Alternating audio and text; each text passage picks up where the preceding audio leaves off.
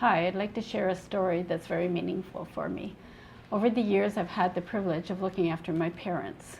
They are currently 94 and 98 years of age, and they have a story that has allowed me to think about how I choose to do dentistry.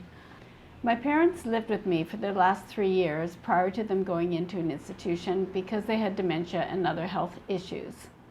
When they went into the institution, they asked them, "Show me your teeth." And they said, "Well, they're here." And they said, "No, show them to me." "Well, they're in my mouth." "Well, no, take them out and show me." "I can't take them out, they're my teeth." And it was very uncommon for the administrators of an institution to hear that people actually had their own teeth. Luckily, I was able to be their dentist, and they followed good hygiene, and they came for routine visits. So I'd like to share some pictures. This first picture shows us of my parents when they were having their 93rd and 97th birthday. It was at my home. And they were able to eat everything that I could cook or would have other people share with them.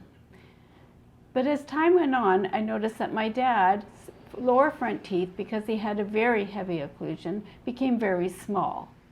So I'd like to review these photos with you. First of all, this is my father, Frankie, when he was 90 years of age. You can tell they had all of his teeth. And then when you look up close, you'll see that he has a very, very deep bite. You can see that his one tooth is quite dark. That's because I had a root canal at the age of 12 and a crown and had never been changed since that point in time. But because he didn't display it when he smiled, we left it as is. And these were the teeth as they got worn down over time. One day I looked in his mouth and I said, "Oh my goodness, what happened?" These lower teeth were so small. It made me feel sad because I always thought that he would have all of his teeth for a lifetime, and now I wasn't sure. And when you look at him talk, you could see that those teeth showed quite significantly. He also couldn't chew a corn of cob anymore because of the position of those teeth.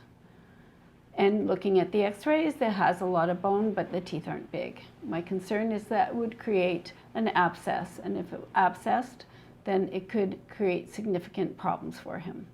When he was put in the institution, they wouldn't be able to detect this easily because they weren't going to be taking routine x-rays unless he had a problem. And even then, would he be able to express it? He was at the Veteran Center. They had wonderful dentists there, but it wasn't as if they did routine care. Today, what I know is that we can align teeth and we can create strong foundations. If I had had that information, that technology, and that ability, I would have done something differently for him. But unfortunately, that wasn't available when he was younger. Even 20 years ago, we didn't have the knowledge that we have today. And I wouldn't have worried about his teeth having heavy bite forces, and I wouldn't worry about them wearing, because at that age, he wouldn't be open to wearing a bite plate or night guard to protect. He wouldn't be open for me to extract, definitely not a partial plate, and implants would be out of the question. So how is it that we can optimize the quality of our life?